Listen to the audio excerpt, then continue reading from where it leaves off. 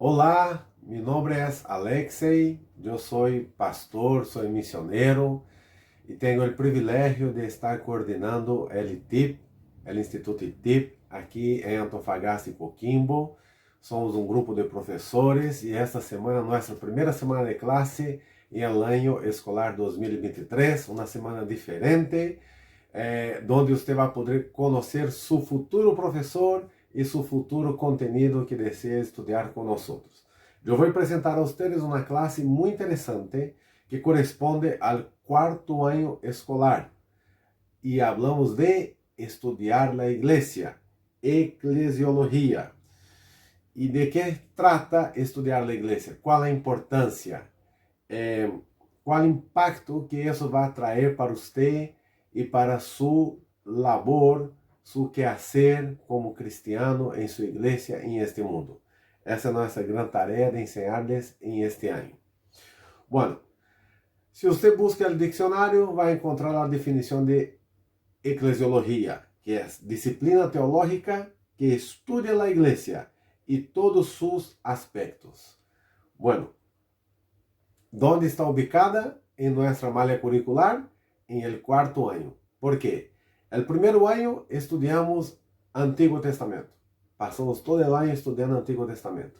El segundo ano, todo o ano estudando Novo Testamento. El terceiro ano escolar, estudamos teologia, todos os aspectos da teologia. E por fim, em el quarto ano, tratamos de entender todos os aspectos da igreja, já com mais madurez, com mais conhecimento, para poder compreender melhor a missão que Deus ha dado a cada cristiano. E aí vou apresentar assim rapidamente que seriam estas assignaturas em este ano escolar de eclesiologia. A primeira, um grande impacto em sua vida, vamos estudar história e apologia ou apologética. Aqui temos uma Bíblia de estudo de apologética. E aqui temos nosso livro texto de história. Nós logramos, com a ajuda de Deus, fusionar os dois conteúdos e fazer em um semestre, em 2 assignaturas, fazer este conteúdo maravilhoso, intenso, sim, importante, bastante. Vamos ver. Partimos de onde? Hechos 1:8. Palavras de nosso Senhor Jesucristo. Pero recebereis poder quando o Espírito Santo venga sobre vosotros, e me sereis testigos em Jerusalém, toda Judea e Samaria, e hasta los confines de la tierra, hasta el fin del mundo, em algumas versões. Empezamos a estudar a história da igreja a partir de nosso Senhor Jesucristo. A igreja de Cristo empieza en la persona de Cristo, en su vida y ministerio, y aquí en este versículo ele está enviando la iglesia a todo el mundo para que cumpla su objetivo, su misión, su rol. Hablando de história, qual a importância de estudar história? E em seguida vamos falar da importância de estudar apologia ou apologética. História. Entender o desenvolvimento do cristianismo a lo largo de los siglos e de los pueblos, porque o cristianismo foi crescendo e se desarrollando em los siglos, com o tempo, pero também geográficamente em los pueblos. Esto ajudará em nosso entendimento actual, es decir, nosso contexto. Pertenecemos todos nós a uma igreja local, pero como chegamos a ser essa igreja local? A partir de 2000 anos atrás, a partir de Cristo. Como se foi formando nossos conceitos, nossas tradições. De isso se trata estudar a história. Em cada entonces e lugar, há necessidades e oportunidades de novos ministérios. Igual há herejías e necessidade de resposta por parte da igreja. E é por isso que vem então a hora apologética. O que significa isso? A lo largo da história, do crescimento da igreja, ela foi confrontando mentiras. Levantavam mentiras em contra da igreja, a igreja tinha que fazer sua defensa, defender su fe. Y esto es bíblico, está en la Biblia. 17 veces en el Nuevo Testamento hay la palabra defensa, que es apologética. Una de ellas, primero de Pedro 3:15. Y aquí tengo en dos versiones diferentes. Sino santificad a Dios el Señor en vuestros corazones. Está siempre preparados para presentar defensa con mansedumbre y reverencia ante todo el que os demande razón de la esperanza que hay en vosotros. La idea de defender nuestra fe es una idea de Dios, es bíblica, es neotestamentaria, es parte de la iglesia y es un llamado para nosotros. Los contenidos son increíbles. Como dije, vamos a estudiar historia y apologética en 2 asignaturas un semestre. Y vamos a empezar en libro de Hechos, el primer contenido, y vamos a llegar hasta casi el año 1500. Vamos a llegar al año 1456. Esa es la primera asignatura. Y la segunda asignatura, 1457 hasta 2023, el año que estamos nosotros aquí. Observe que la diapositiva está con letras muy pequeñas, porque la cantidad de información que necesitamos aprender, comprender y conectar es muy grande. Son hechos de hombres y mujeres a lo largo de la historia cristiana. Obviamente son hechos del Espíritu Santo, el Señor de nosotros. Son hechos para crecimiento de la iglesia y para defender la iglesia, apologética. Y van a darse cuenta que hay las herejías que confrontamos hoy en día, la gran mayoría de ellas ya fueron confrontadas en el pasado por nuestros hermanos del pasado. Esa es una razón más para estudiar esta importante asignatura, muy densa, y repito, está en el 4º año porque se espera que el estudiante ya con más madurez pueda comprender y hacerlo más práctico en su vida y transformarlo en algo útil en sus ministerios, en sus iglesias donde sirven a nuestro Señor. Cuando nosotros finalizamos entonces la defensa de nuestra fe, la historia cristiana, vamos a entrar en contenidos que son mucho más agradables, mucho más románticos, vamos a decir así, que es discipulado y misiones. Y verdaderamente más romántico, porque estamos hablando de nuestra pasión, de nuestro amor por las almas perdidas, para cumplir el propósito de Dios. Y aquí está lo que Jesucristo dijo, el gran mandato, ¿cierto? Y Jesús se acercó y les habló diciendo, Mateos 28, toda potestad me es dada en el cielo y en la tierra. Por tanto, id y haced discípulos a todas las naciones, bautizándolos en nombre del Padre, del Hijo y del Espíritu Santo, enseñándoles, es nuestra tarea, enseñar, que guarden todas las cosas que os he mandado. Y he aquí que yo estoy con vosotros todos los días y otra vez más hasta el fin del mundo. Qué lindo, qué maravilloso es ver nuestro Señor Jesucristo dando un quehacer para nosotros, una misión, hacer discípulos, enseñar sus mandatos, enseñar su palabra. ¿A dónde? Aquí y hasta el fin del mundo. Vamos ver entonces en esta disciplina, para mí esa es la diapositiva más importante de la disciplina, pero repito, una disciplina muy emotiva, muy emocionante, mueve con nuestros sentimientos, pero vamos a ver aquí que promocionar el evangelio no lo es evangelizar. Evangelizar no lo es hacer discípulo. Y vamos a ver la importancia de bautizar y misionar. Es tremendo esta diapositiva porque abre nuestra mente para tener más acciones en nuestro diario vivir y quizá hasta despertarnos para las misiones. Vamos a ver también algunos datos interesantes. Aquí tenemos un mapa. Aí há uma ventana geográfica conhecida como 1040. Há 2,5 mil millones de pessoas vivendo em essa ventana, que ocupa norte de África, parte de Médio Oriente e parte de Ásia. Uno de cada 3 seres humanos, uno de cada 3 seres humanos vive em essa ventana. E gran parte de ellos não conhece a Jesus. E gran parte de ellos nunca escucharon el nombre Jesús. E solo há salvação em Jesucristo. Essa é a importância de estudar missões com nós, que vamos entregar a você informações como esta, e quizá o Espírito de Deus vá tocar em seu coração para alcançar vidas que estão aí perdidas. Há outras ventanas. Esta ventana está muito cerquita de nós, uma ventana conhecida como 414. Mas não é uma ventana geográfica, porque essa ventana está em todo o mundo. A seu lado, em esse momento, é uma ventana de los anos de vida, entre 4 e 14 anos.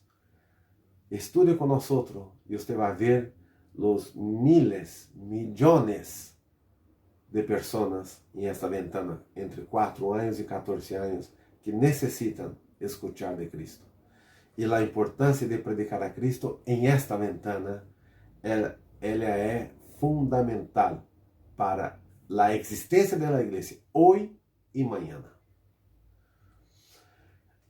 Terminando esta emocionante, lindíssima, romântica disciplina ou asignatura que é a de discipulado e missões, vem outra mais fácil, pero não significa que seja menos importante, que é administração eclesiástica.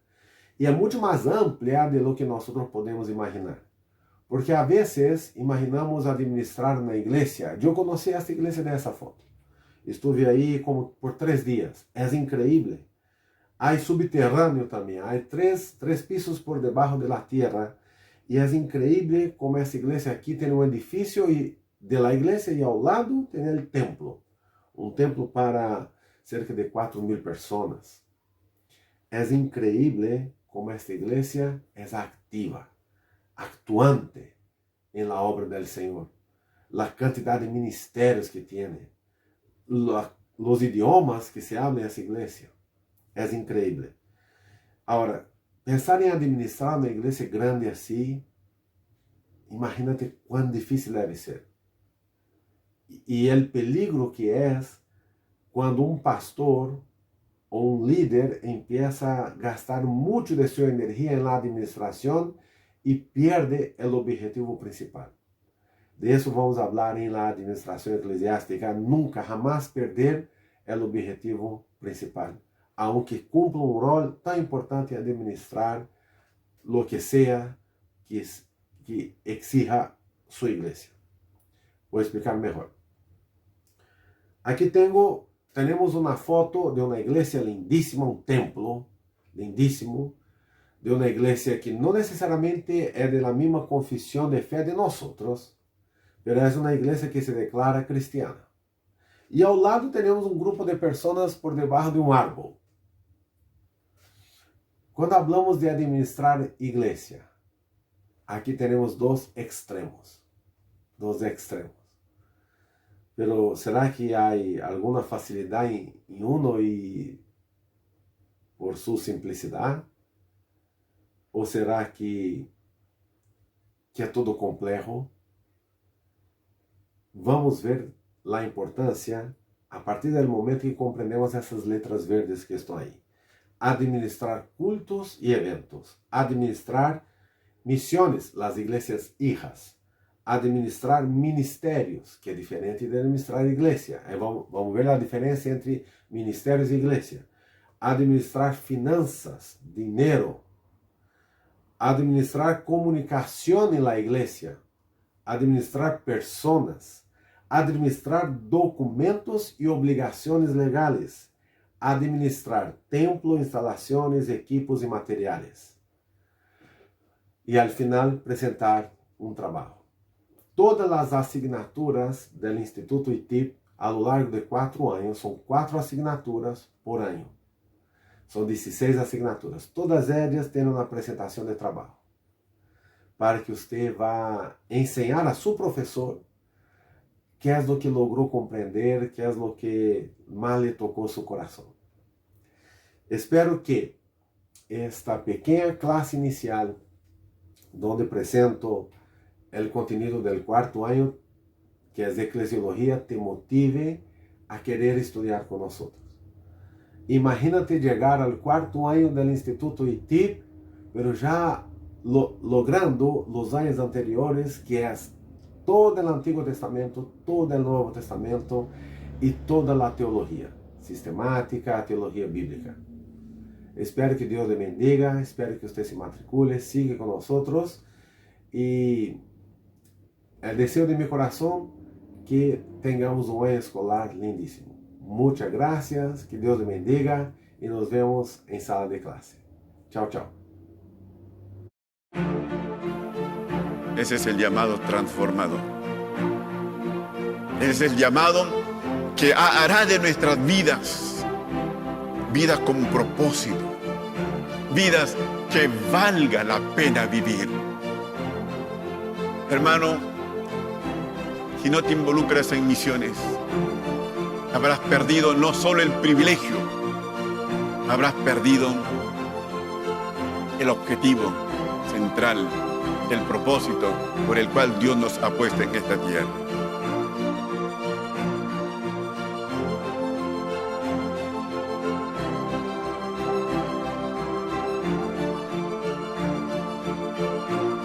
Eres ingeniero, eres médico, eres obrero, eres empresario. Ese es el medio. El objetivo es, el propósito es servir a Dios, porque eso es lo que hace un adorador de Dios, un seguidor de Dios, un discípulo de Cristo. Misiones.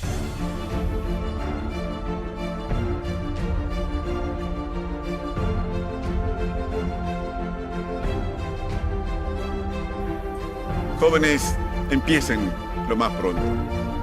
Está bien una carrera, está bien buscar el éxito en la vida, no está mal, pero es solo medio.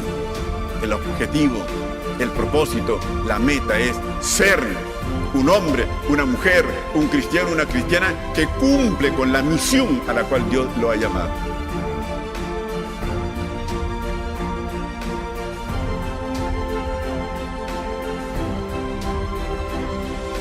Fuiste llamado para servir toda la vida y hasta morir.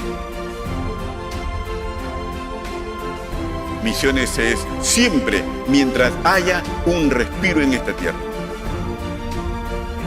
Amar misiones. Misiones, nuestra pasión, producto de nuestro amor a Dios. Amén. Amén.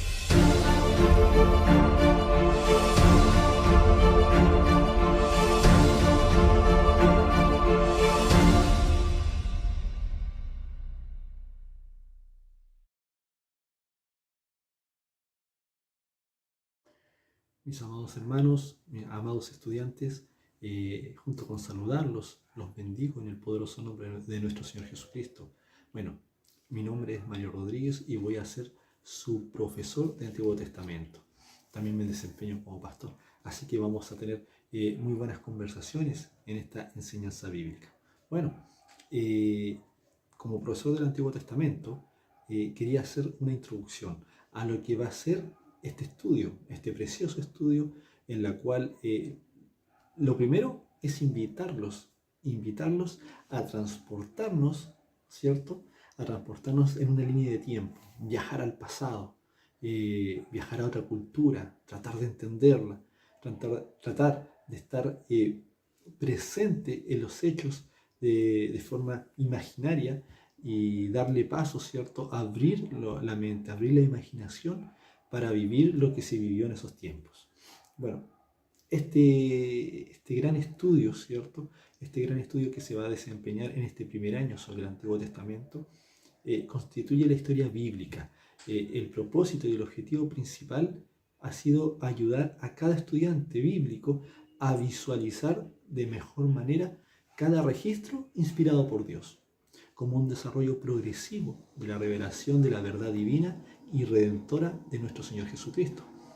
Bueno, la Biblia, ¿cierto?, nos fue dada para el estudio de ella, llevando consigo un desarrollo gradual y progresivo, midiendo algunas veces entre revelaciones dadas por Dios a los hombres.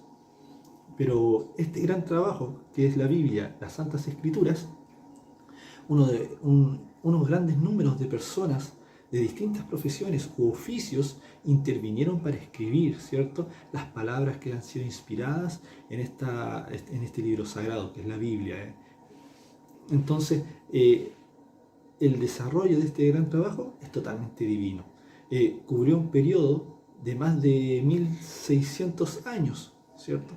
Y está basada en una cronología, desde la creación hasta el regreso del cautiverio. Eso es lo que vamos a pasar, lo que vamos a ver, lo que vamos a estudiar, ¿cierto? Desde la creación hasta el regreso del cautiverio. Y podemos observar y aprender los tiempos que se situaron para cada periodo, la ubicación de cada libro, tanto como la ley, los libros históricos, los libros poéticos y los libros proféticos del Antiguo Testamento en una línea de tiempo. Además, cada paso, ¿cierto?, de esta cronología nos da una referencia de cada personaje histórico, la cual marca el propósito de Dios para su pueblo y lo que trata de enseñarnos para estar caminando conforme a su voluntad. Hay que recordar que desde el libro del Génesis hasta el final del Nuevo Testamento, que es el Apocalipsis, el único objetivo es Jesucristo. Nunca olvidar eso. El único objetivo es la vida, el amor de Jesucristo para todos nosotros. Bueno, y también quería comentarles, ¿cierto?, un poquito de lo que es nuestra malla curricular, pero de nuestro primer año, que es el Antiguo Testamento. Vamos a la malla. Les quería comentar un poquito. En este primer año, ¿cierto?, tenemos dentro de la malla curricular Antiguo Testamento, tenemos la introducción, ¿cierto?, a la historia geográfica y hermenéutica bíblica. También tenemos la enseñanza de Pentateuco y libros históricos. También sigue los libros poéticos y finalizando con el libro de los profetas mayores y menores. ¿Cuáles van a ser los objetivos principales? ¿Cuáles van a ser los puntos que vamos a ver? Muy fácil. Por ejemplo, en el primer periodo, ¿cierto?, de esta enseñanza, que van a ser la hermenéutica, ¿cierto?, y la introducción bíblica, la geografía bíblica, ¿cierto?, es comprender la importancia del cristocentrismo en la Biblia y en la vida de un cristiano. Construir la cronología del Antiguo Testamento, periodo intertestamentario, Nuevo Testamento, ¿cierto?, y de la Iglesia hasta el regreso de Cristo. Entender los principales puntos geográficos de la Biblia. Ahí nos vamos a mover, vamos a estudiar los mapas, vamos a ver desde cómo fueron los traslados, ¿cierto?, que tuvieron estos grandes hermanos, estos grandes siervos, estos grandes ministros del Señor. Aplicar también la metodología del estudio inductivo de la Biblia. ¿Cómo es eso? Observación, interpretación y aplicación de cada texto que podamos leer para aprender, para enseñar. Y también vamos a ver muchas veces, ¿cierto?, lo que es la metodología del estudio, que es muy importante en esta primera etapa de las clases. También, amados hermanos,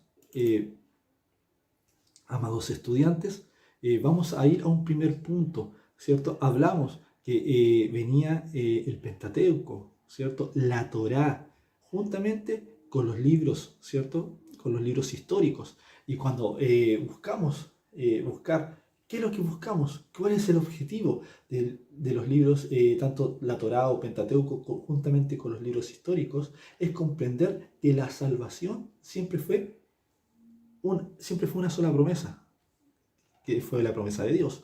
Comprender que la santidad, amados hermanos, es un tema dependiente de la salvación. construir la cronología del Antiguo Testamento. ¿Por qué? Porque vamos a empezar del Génesis, ¿cierto? También vamos a estudiar la Torá, como lo dije, que está dentro del Génesis, los libros históricos. Y en los libros históricos vamos a hacer una cronología totalmente preciosa. ¿Por qué? Porque los libros históricos también va por los tiempos, por las eras, ¿cierto? Y también vamos a terminar, ¿cierto?, en los libros históricos con Esdras, Nehemías, y el cual nos da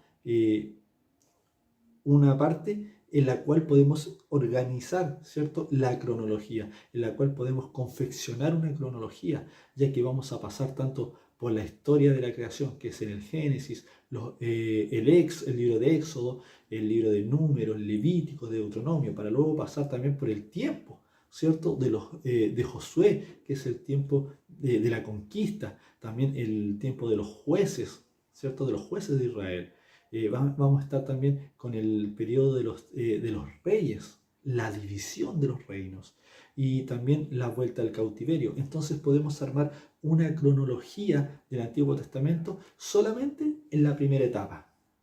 Es muy importante entender la Torá y los libros históricos. Ahí está todo. Y dentro de los libros históricos están los libros poéticos y los libros proféticos.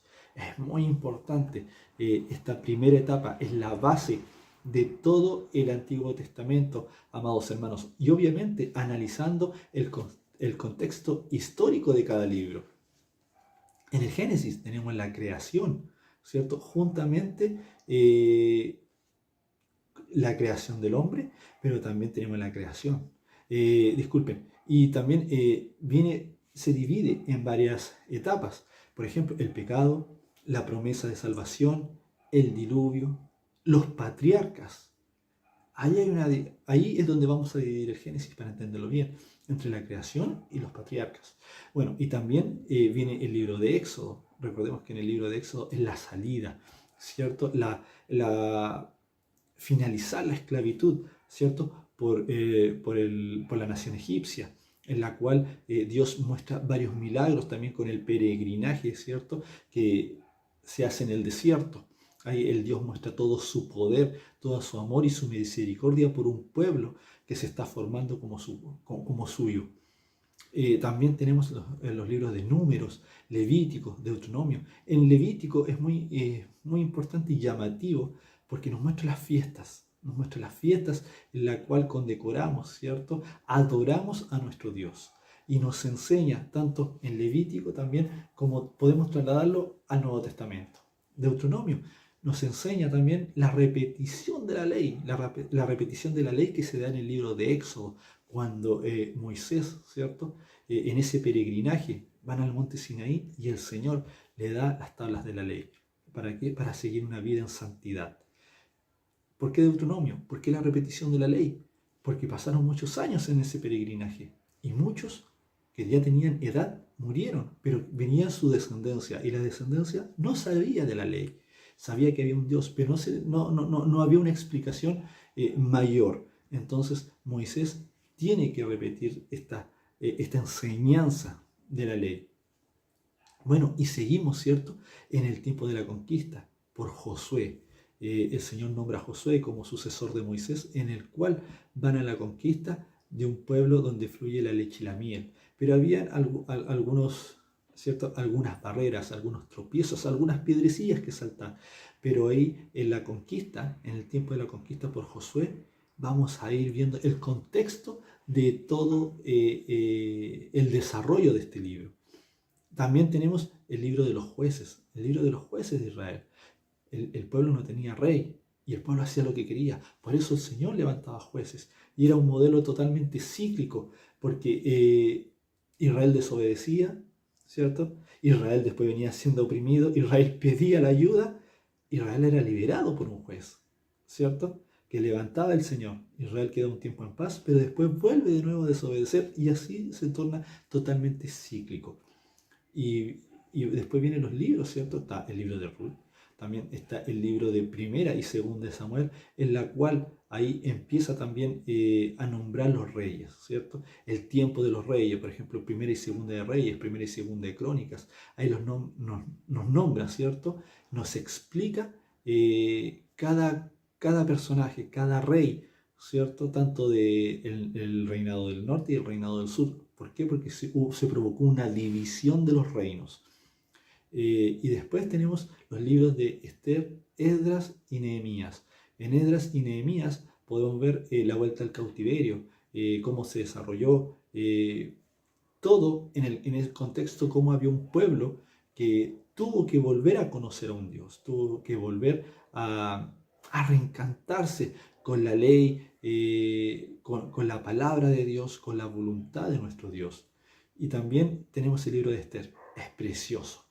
Están invitados a ver todo este contexto, ¿cierto? Analizar cada libro, tanto de la Torá como libros históricos, que en realidad nos enriquecen y es una base muy importante para entender el Antiguo Testamento.